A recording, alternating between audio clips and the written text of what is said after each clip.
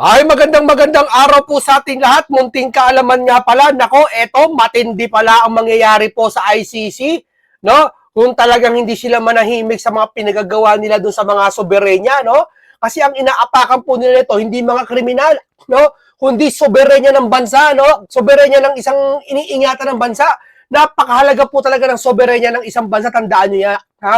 Yan ay kahit nung unang panahon, yan ay pinaglaban ng mga ninuno ng kanya-kanyang bansa. Ha? Kaya nagkagidigmaan, nagkaroon ng sovereign, na ganyan. Talagang dahil niya sa soberenya ng isang bansa. No? Tapos, gagawin mo lang, sisirain mo ngayon sa panahon ngayon sa pamamagitan ng paghuli ng isang mataas na leader o magiging, halimbawa, si dating Pangulong Duterte, hindi na Pangulo, uhulihin mo, ang dinungisan mo, yung soberenya nga ng Pilipinas. No? O ngayon, ito po, no? Ayon po sa balita, basahin po muna natin to na sinabi ni Senator Robin Padilla sa kanyang pahayag, no? Ito po, totoo ito. Talagang ito'y totoo. Talagang, alam mo, ang Panginoon talaga, Panginoon ng pag-ibig. Nakalimutan nila ang Diyos, hindi lang pag-ibig, kundi Diyos din ang hustisya. No? Ayan, no? Sabi ni Robin, nakakatakot, lalakihan ko, sabi niya, nakakatakot kapag nag-iisang Diyos na ang gumante sa pagpapatagas ng kapangyarihan at walang puso. Ang paniniwala kasi ng ibang relihiyo, ika niya, ang Diyos hindi gumaganti. Nagkakamali kayo. Yeah? Ang Diyos may pag-ahatol. Tandaan mo, ang Diyos hindi lang pag-ibig. Diyos ng katwiran din. Di ba? Yan siya nagpapadala ng mga bagyo, nagpapadala siya ng mga unos, pagsubok sa mga tao. Gumaganti ang Diyos sa mga taong gumagawa ng masasama. Di ba? Hindi porket Diyos pag ang Diyos hindi gumaganti, hindi Diyos yun. Tandaan nyo. Sa Biblia, gumaganti ang Diyos. Nagpaparandam siya sa pamamagitan ng mga dilubyo, pagputok ng malakas na bulkan, lumilindol na malalaka. Yan po, ayan talaga yung parusa talaga. Ika nga, hindi lang ganti, kundi parusa. O ito, nakakatakot kapag nag-iisang Diyos na ang gumante sa pagmataas, makapangyarihan at walang puso. Araw ng pagtutuos, ipinapako nyo sa krus ang isang 80 taong gulang. Pinagkakitaan nyo ng house arrest na hinihingi ng mga Pilipino. Iyan ay mga panalangin, may bahid ng luha. Humingi ng hustisya mula sa Panginoong lumikha. Yeah? O ngayon, bakit nasasabi ni Robin to? Kasi niya, alam naman natin, sinanction to ng Amerika, itong ICC na to. Huwag niyong mamalitin ng sanction. US na nag-sanction sa'yo. Kapitbahay mo wala, pag sinanction ka Di ba? O ito, US to. Diba? Araw ng pagtutuos. Ito ang emosyonal na reaksyon ni Senator Robin Padilla kasunod ng mga ulat na naputulan ng access ang bangko ng credit card companies ang malaking tech firms. Ang ilang hukom ng piskal ng International Criminal Court habang patuloy ang pagkakakulong kay dating Pangulong Duterte. Nako, malaki to. Malaking puntos to. No, iiwan na natin to. O ngayon ganito. Ang tindi pala magiging parusa nito ng US. Oo. Maaring ito sabi ng iba, hindi story lang naman to pero malaki ang tsansa, no? Malaki. Maaring natatakot ang ICC, no, sa ginawa nila. Maaring pero mababa ang tsansa naman na mapalaya si Duterte. Pero kung sakaling magipit pat mapatuloy na ma-demolish ang ICC na to, sa aking palagaya, mapapalaya si Pangulong Duterte. Sabi tingin ko, i-demolish to. Kasi kukulo si Pangulong Duterte, di ba? Kung wala ng ICC, di ba? Oh. Eto, dito po sa Reuters po, tinagalog na lang po natin, no? Dito po sa post ng Reuters. Ito po, breaking news po to. Hindi naman siya breaking news, pero naisulat to noong noong December 11 lang. Eksklusibo, nagbanta ang US ng mga bagong parusa sa ICC. Maliban kung mangako ang korte na hindi uusigin si Trump. Ano ba kasi nangyari? Sinasabi kasi ng karamihan yung mga pink lawan dyan, iba, pati mga loyalista, sinasabi nila, kaya daw yung ibang ICC na cancel yung passport, talaga naman daw ang US, nagka-cancel ng passport, natapat lang daw sa ICC, nagkakamali kayo. Yung mga ganong sitwasyon ay talagang sinadya yun. Kasi ito nga nangyayari sa likod. Alam nyo ba ano nasa likod ng istorya na yan? Ito, babasahin natin Hindi po sa akin galing to, babasahin na natin Nasa sa inyo kung maniniwala kayo kay Reuters. Ayan alam nyo naman.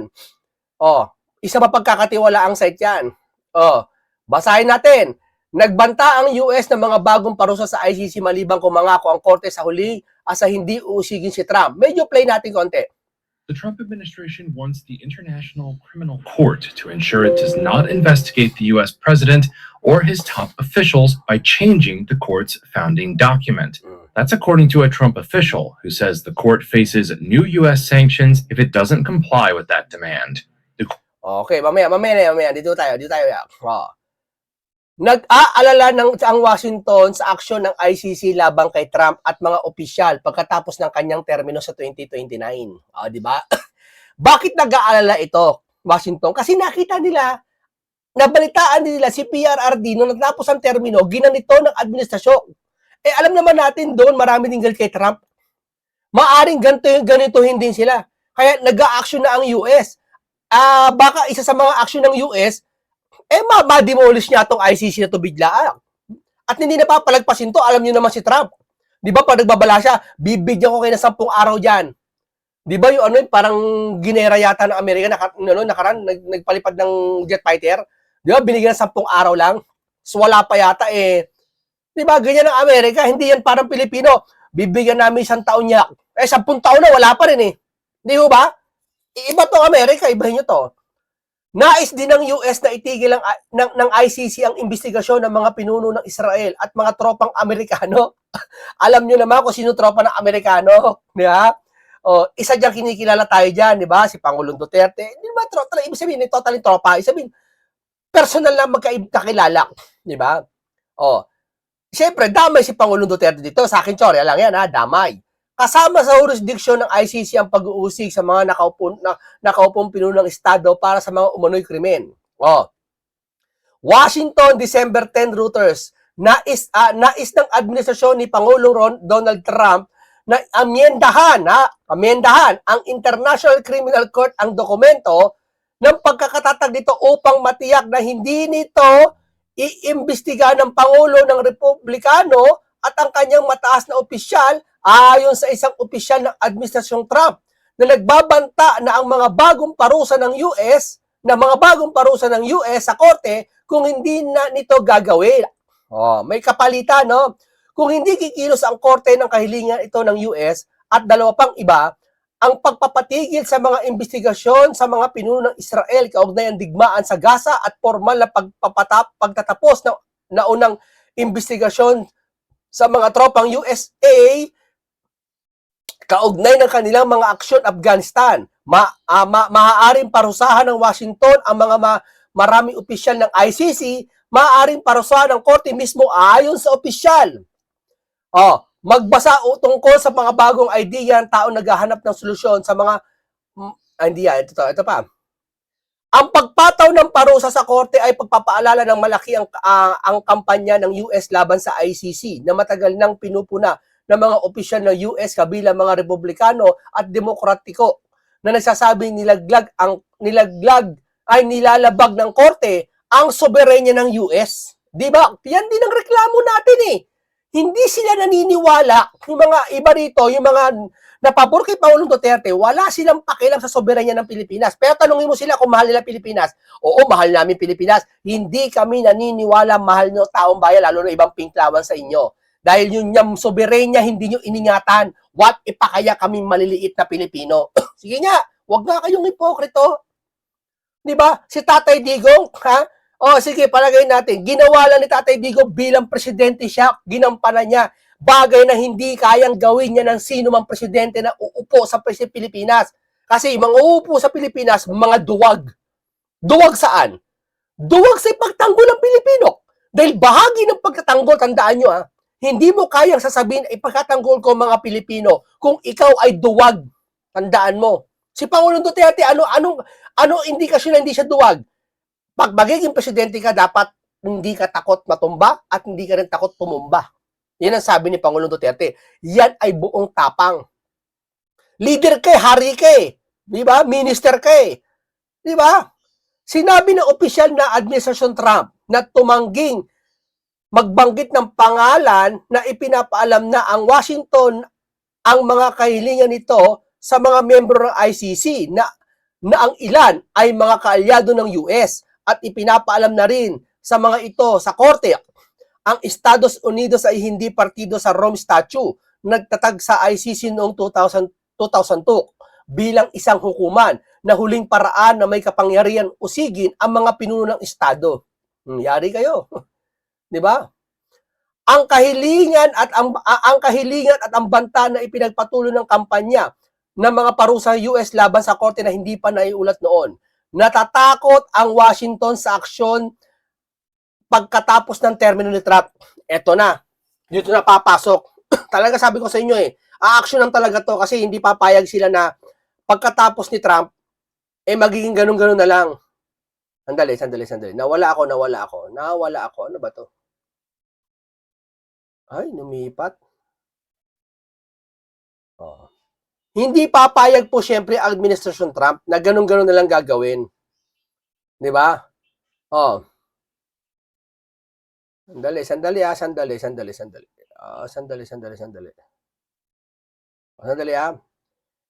Kasi common sense na lang mga kababayan common sense na lang. Dito ka sa atin madali isuko dahil sa galit. Sa kanila hindi nila inuuna ang galit. Inuuna nila yung kapakanan ng bawat Amerikano doon. Ito na. So, sandali lang. Sandali Tagal naman ito. Dali.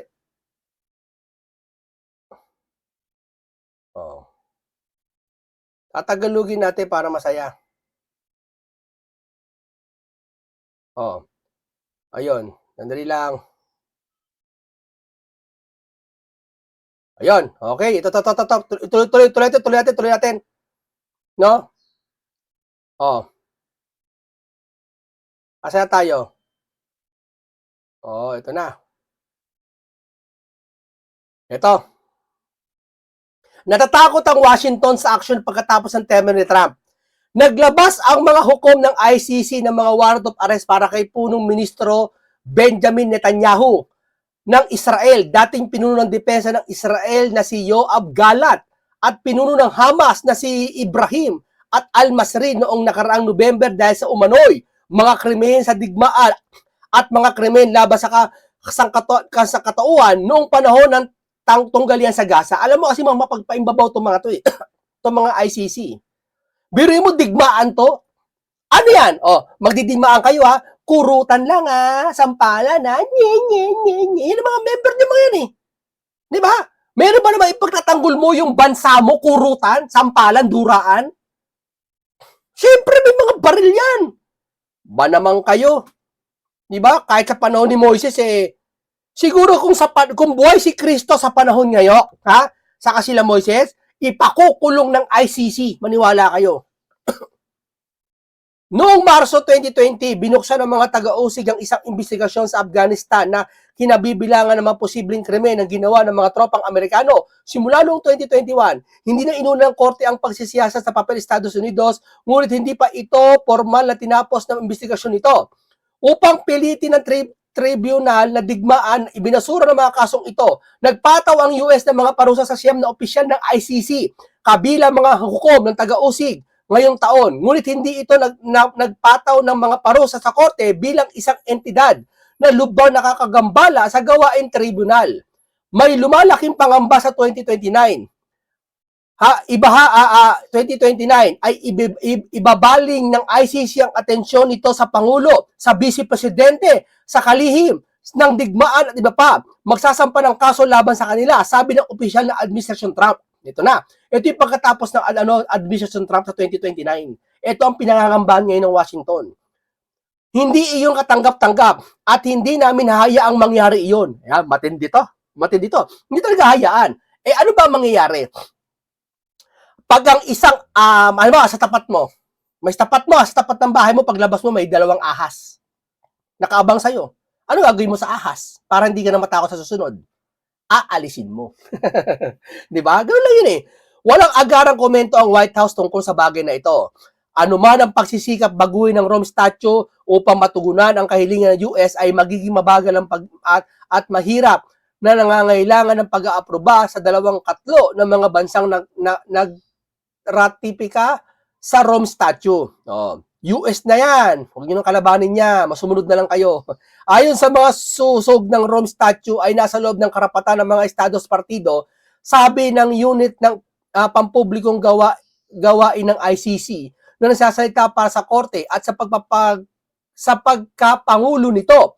Bilang tugon sa mga taong tanong ng Reuters, hindi nito sinagot ang tanong kung nakipag-ugnayan na ba ang Washington upang humingi ng kaligtasan sa pag-uusig para kay Trump. Ang mga parusang ilalapat sa korte bilang isang entidad ay maaaring makakaapekto sa mga pangunahing pang-araw-araw na operasyon nito mula sa kakayahang magbayad ng mga kawani hanggang sa mag-access sa mga bank account at regular na software sa opisina ng computer nito. Ayan na, di ba? Ang dami ng mga bukas na utsal tungkol sa pag-target kay Trump. Ito na.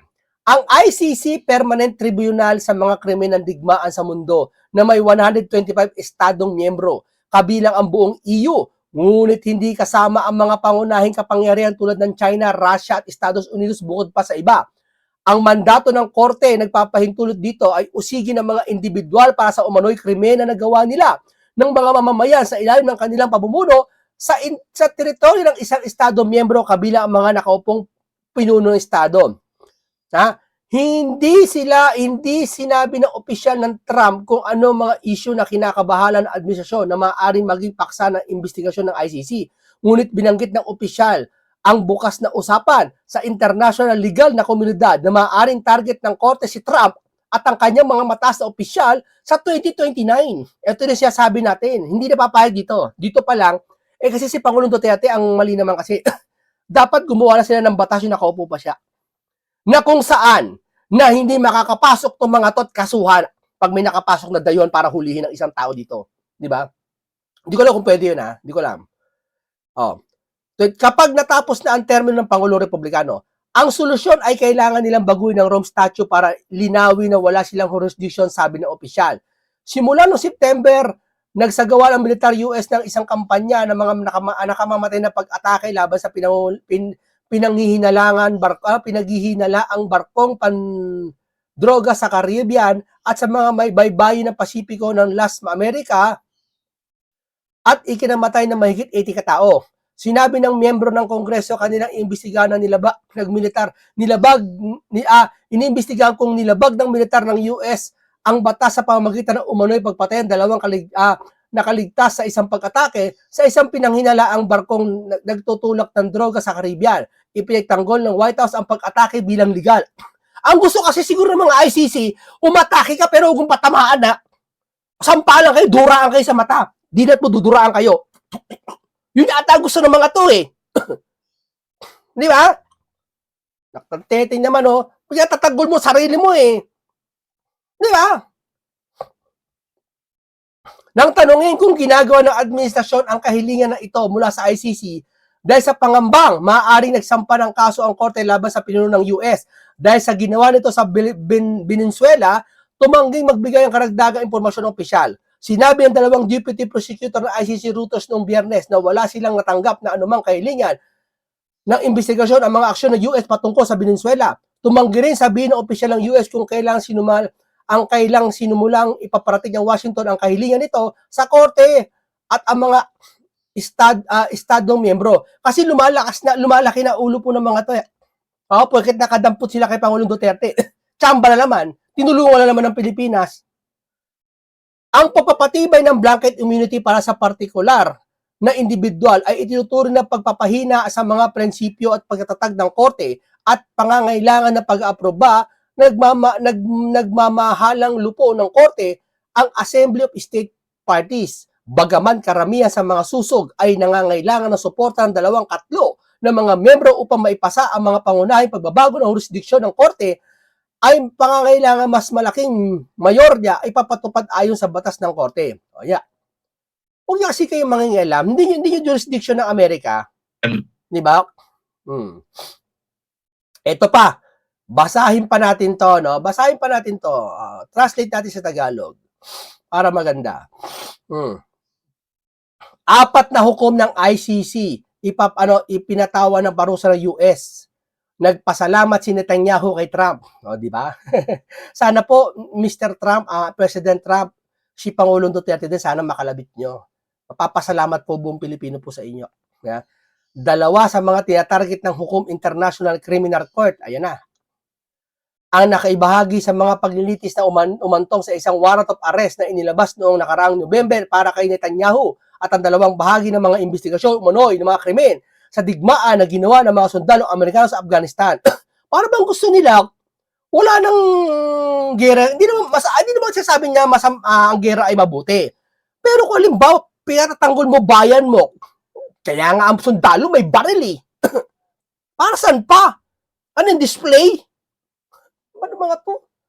Noong Webes, Hunyo 5, nagpataw ng Estados Unidos ng mga parusa sa apat na hukom sa International Criminal Court, kabilang mga kaugnay sa warrant of arrest para sa punong ministro Benjamin Netanyahu ng Israel, kasabay ng pagpapaintig ng pressure ng neuter ng korte na huling pagpipilian. Ito, apat na hukom sa dahig pawang mga babae hindi papayagang makapasok sa US at anumang ari-arian iba pang interes sa pinakamalaking ekonomiya ng mundo ay kaharanga-harangan mga hakbang na mas madalas na ginagawa laban sa tagagawa ng patakaran mula sa kalaban ng US kaysa sa mga opisyal na hukuman.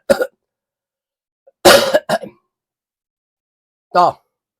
Gagawin ng Estados Unidos ang anumang aksyon na tingin namin ay kailangan upang protektahan ang aming soberenya. Good job. Buti pa po kayo na bawat Amerikano po, bawat politiko po dyan, pinoprotektahan po ang soberenya ng bansa. Hindi po katulad po sa Pilipinas dito. Meron po dito kung saan wala silang pakialam kahit maisuko ang soberenya po ng bansa at Pilipinas. Wala silang pakialam. Gusto lang po nila mapakulong si Tatay Digong. Wala silang pakialam po. Yun lang po. Hindi po totoo na may puso po mga politiko rito yung iba rito. Katunayan po, nagnanakaw po sila dito. Tapos yung investigasyon po, nililigaw po ng mga senador. Yung dalawang bugok na matanda po sa Senado, nililigaw po. Na kesyo daw, ganyan daw. Tapos yung iba, inuutosan po yung mga vlogger po. Nagsusumbong po kay Trump. Inuutosan po yung mga vlogger kung saan po bakbakan si Marcoleta. Kasi si Marcoleta daw po, ayun ang pinaka matinding kalaban nila na para sila ay ibunyag. Kaso, kinakasuhan po sa SOSE, lahat po binabaytad nila. Kaya po, yung investigasyon po pasuray-suray. Si Boy Tago po, saka si School Bukol po, ayun na, tahimik na po, wala na pong investigasyon. Yung ICI po, wala na rin po atang investigasyon. Lahat po, nakaisara na po ang investigasyon ngayon. Kinalimutan na po yung taong bayan. Yan po yung sinasabi namin na hindi nila mahal ang taong bayan. Kasi kung mahal po nila, hindi nila sinuko yung tao na ibang bansa sa dahig. Pangalawa, itong investigasyon, pagtutungan nilang pansin. Sa madaling salita, hindi po namin nakikita sa gawa, sa kilos, sa salita, sa pangarap, na mahal po nila kaming taong bayan. Yun po. Ilan po yun, napaka-simple lang po nun.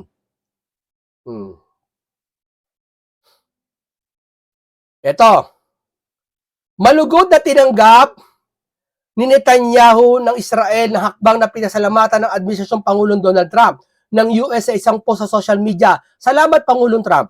At kalihim ng Estado na si Rubio sa pagpataw ng mga parusa laban sa mga politikong hukom ng ICC. Makatarong, sabi nga ni Senator Marcoleta, di ba, nung nasa dahig siya, pati yan na po politiko. Mali ba namin saan galing pera niyan? Dapat siya imbestigahan saan galing yung pera eh. Eto lang sana po magkaroon ng isang sa Amerika o imbestigahan po saan nanggagaling yung pera ng ICC na yan. Totoo. Hindi ba? Yan ba ay may nagbabayad na bansa para usigin ng isang bansa? Kasi para po politika eh. Kasi kung nangyari sa Pilipinas, what if pa kaya sa iba? Hindi namin alam, chismis siya sabi, baka nagbayad daw doon. Hulihin si ganito, hulihin si ganyan. Dapat imbestigahan din po eh, kung saan galing yung pera niyan eh. Pinupondaan po ba yan o sino?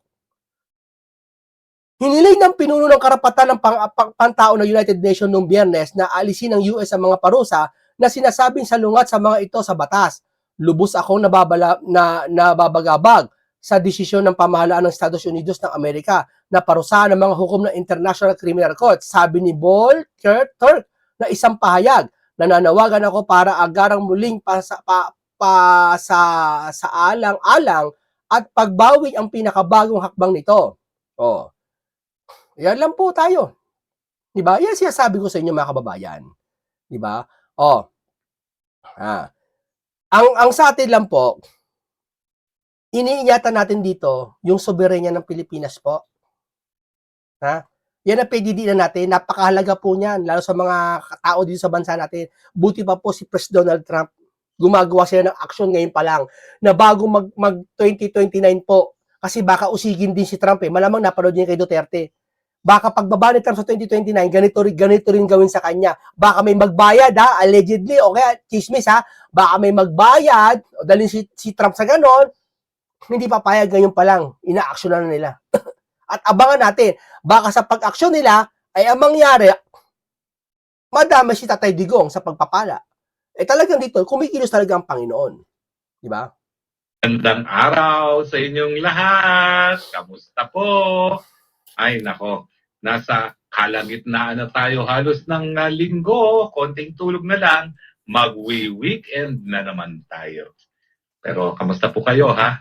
Well, ako po ay medyo gumaling na sa aking ubo. Pero nandun pa rin yung plema. No? So, nagtataka ako. No? Parang nagkaroon ng solusyon doon sa aking mga bagong gamot na binigay natin mga kabayan dito. Doon sa aking ubo at sa aking hika, pero nandun pa rin, no? Meron pa rin at hindi ko alam kung viral o bacterial na yan, no? Pero malalaman natin yan. Alam nyo, dito sa Europe, napakahirap kumuha ng antibiotic, hindi kaya dyan sa Pilipinas, no? Ako naman, alam ko yung aking sarili ko, alam ko yung sakit ko, alam ko na kapag bronchitis yan, na nagsisimula sa ordinaryong hika, kinakailangan ko talaga ng Zithromax. Pero dito, mahirap po. Hindi magbibigay ng doktor ng Zithromax. Mga judges at prosecutor ng ICC. Abay, masalimuot pa lang nangyari sa kanila. Ang sabi ng judge na yan, wala siyang mabuksan na bank account, miski sa Europa. Wala siyang, syempre, credit card. At pati ang mga visa ay frozen. Paano ba kasi nai-implement ang freeze ng mga Amerikano sa mga assets, hindi lamang ng ICC, kundi sa lahat ng mga judges at prosecutor ng ICC? Well, alam niyo, sa larangan ng international law, kontrobersyal itong unilateral sanctions na ini-impose ng iba't ibang bansa. No? Bakit siya kontrobersyal? Kasi nga, lahat ng mga batas ng isang bansa, pwede lang mapatupad sa sarili mong teritoryo. Hindi dapat lalabas ang teritoryo mo. No? Pero itong ginagawa ng Amerika, unang-una niyang ginawang sanctions ay yung trading with Cuba. Bawal mag-trade sa Cuba, no? Tapos ngayon naman, ito nga, nagkaroon ng sanctions laban sa pondo ng ICC at sa lahat ng mga opisyales ng ICC, kasama na yung prosecutor at ang mga huwes.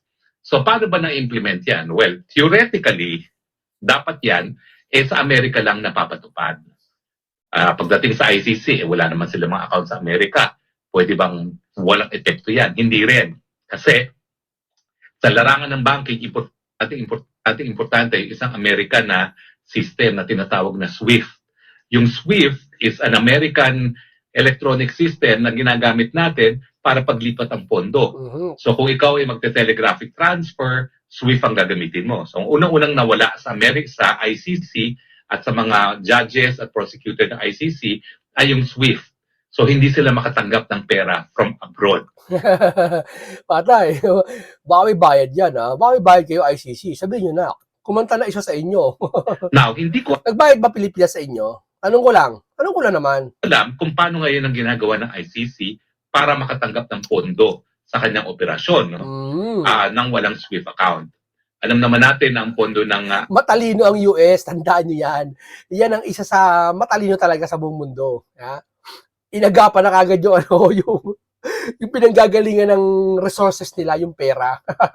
ICC nang gagaling sa mga miyembrong bansa, kasama na doon sa mga pribadong pwedeng mag-donate sa ICC. Controversial yung donasyon na yan, ha? Kasi nga, paano ka magiging patas na maestrado na tumatanggap ng donasyon? Oo, controversial yan. Yung bandosyon na yan, lilibuhin lang. Hindi, milyon yan. Baka $1 billion pa nga yan eh. Di ba? Ang Pag $1 billion na lang, anong ibig sabihin? Anong kapalit? Di ba? Baka paghuhuli. Chismis na naman yan. chismis nga ang mga Marcoses through iba-ibang mga fake corporations o holding corporations, posibleng nagdo-donate sa ICC, kaya talagang pinupuruhan si Tatay Di ako may sabi niya na, chismis lang kay Roque yan ha. Yung Marcos daw para daw nagdo-donate sa ICC. Kaya ilobas yung chismis doon kay Saldico. Yung maleta daw ni Saldico. Kasi di ba tapat daw sa mga panahon kung sa si Duterte nahuli. Di ba? Yung mga panahon. Kaya sabi nila, kumanta na daw si Saldico kung sino nagpahuli kay Tatay Digo. Di ba? Inaabangan pa natin hanggang ngayon November 6, 26 pa yung huling video niya. Wala pa rin hanggang ngayon Di ba? Ikanta mo na Saldico kung sino talaga nagpadala kay Tatay Digong sa dig. At sa pagpapadala, may bayad ba? Binayaran ba sino? Sino ba? ICC ba? Kasabot ba rito? Sabihin mo na, Saldi. Kung totoo man chismis na to. No? Okay.